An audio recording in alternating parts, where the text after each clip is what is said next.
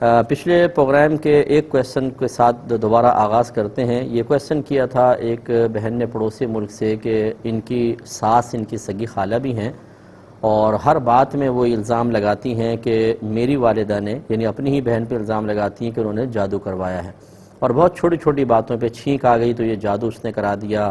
سر میں درد ہے تو اس نے جادو کروا دیا۔ یہ صحیح ہے یا نہیں؟ ایسے ہی کینیڈا سے ایک ہماری بہن نے کویسچن کیا کہ پوتے کو کچھ بھی ہو جائے تو بہو یہ الزام لگاتی ہے کہ جی ساس نے جادو کروا دیا ہے، ہر چیز کے اندر تھوڑا بھی اس کو سر درد ہو کچھ بھی ہو تو یہ جادو ہے۔ تو تھوڑا سا میں نے جادو کے بارے میں تو کل عرض کر ہی دیا تھا، اب اس الزام کے بارے میں تھوڑا سا میں گزارش کر دیتا ہوں کہ جب تک 100% شیورٹی کے ساتھ کوئی چیز معلوم نہ ہو جائے،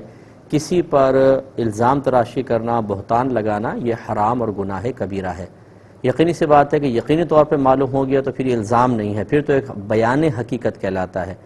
اور جب تک آپ کو 100% یقین حاصل نہ ہو، 100% صحیح خبر حاصل نہ ہو، آپ یقینی سی بات ہے کہ گمان پر ہی الزام لگائیں گے، اور گمان پر الزام لگانا یہ بدگمانی کو یقین کا درجہ دینا ہے اور یہ گناہ ہوتا ہے۔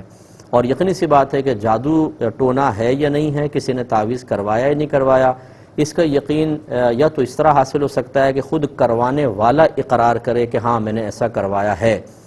اور یا پھر اللہ تعالیٰ اس کے رسول بتائیں تو پھر ہو سکتا ہے۔ لیکن اس کے علاوہ تیسرا کوئی ذریعہ نہیں ہے۔ اگر کوئی عامل اپنے حساب کتاب سے بتا بھی دیتا ہے تو یہ یقینی طور پر کنفرم خبر نہیں ہوتی ہے، اس میں ظن ہوتا ہے، غالب گمان ہوتا ہے،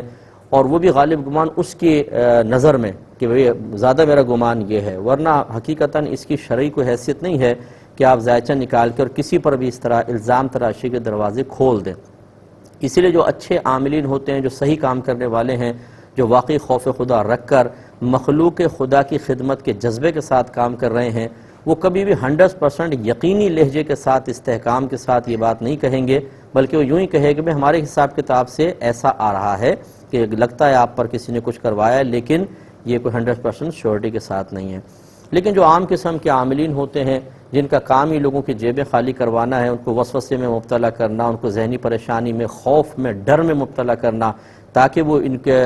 کاروبار چلانے کا سبب بن سکیں، اگر وہ اس طرح دیانتداری سے کہنا شروع ہو جائیں کہ آپ پر کچھ بھی نہیں ہے، بھئی مجھے گمان ہے شاید ہو جائے، تو بھئی وہ تو چل پڑا اس کا آستانہ۔ تو اس لیے وہ اتنے یقینی لہجے کے ساتھ کہتے ہیں فقیر کے پاس تو جو کیس آتا ہے ایسا ہم بتاتے ہیں کہ بالکل 100% شیورٹی کے ساتھ، اور بالکل ہمارا ہر جو علاج ہوتا ہے یا ہمارا جو جادو ہوتا ہے وہ تیر کی طرح جا کے لگتا ہے۔ سامنے والا یہ نہیں پوچھتا کہ ابھی تک پھر یہاں بیٹھے کیوں ہو گدی کے اوپر، تیر کی طرح لگتا ہے تو پرائم منسٹر بن جاؤ پاکستان کے، کیوں نہیں کوئی عہدہ حاصل کر لیتے، کیوں ایم پی ایم این اے نہیں بن جاتے، کیوں ایسا تسخیر کا تعویذ خود نہیں پہن لیتے کہ آپ الیکشن میں کھڑے ہو جائیں اور سارے لوگ آپ کو ووٹ دے دیں اور کامیاب ہو کر آپ اسمبلی میں داخل ہو جائیں۔ نہیں، یہ جرأت کوئی نہیں کر سکتا، کیونکہ اس طرح کہیں گے تو وہ عامل ناراض ہو جائے گا۔ تو خلاصہ کلام یہ ہے کہ اس طرح کے الزامات کسی سے بھی سن کر بتا دینا یا لگا دینا یہ سخت حرام اور گناہ کبیرہ ہے، ایسا ہرگز نہیں کرنا چاہیے۔ ایک یہ بہن نے پوچھا کہ یہ کیپسول جو ہوتے ہیں یہ جیلیٹن سے بنے ہوتے ہیں، یعنی اس میں جیلیٹن اس کے ساتھ ہوتا ہے، اور تو ان کا کھانا، اور اس میں وہ کہتے ہیں کچھ لیکوڈ ہوتا ہے بعض اوقات، اس لیکوڈ کو اپنے سر پر لگانا، کیا اس کی شرعی حیثیت ہے؟ دیکھیں جیلیٹن جو اینیمل سے حاصل کیا جاتا ہے یہ حلال بھی ہوتا ہے، اگر حلال جانور سے ہو، جیسے مچھلی سے، فش سے بھی حاصل کیا جاتا ہے، یا مثلا گائے کو ذبح کیا یا کسی بھی جانور کو ذبح کیا جس کا کھانا حلال ہے، اور پھر اس کی کھال سے، اس کی کسی جگہ سے لیا اور اس کے کیپسولز تیار کی گئے، تو اس میں تو کوئی شبہ ہی نہیں ہے، جائز ہے۔ اور اب ایک یہ ہے کہ کنفرم پتہ ہے کہ یہ حرام جانور کی کسی اجزاء سے تیار شدہ ہے، اس کی ملاوٹ ہے حرام جانور کی، یا ایک تیسری صورت یہ ہے کہ پتہ نہیں کس سے ہے۔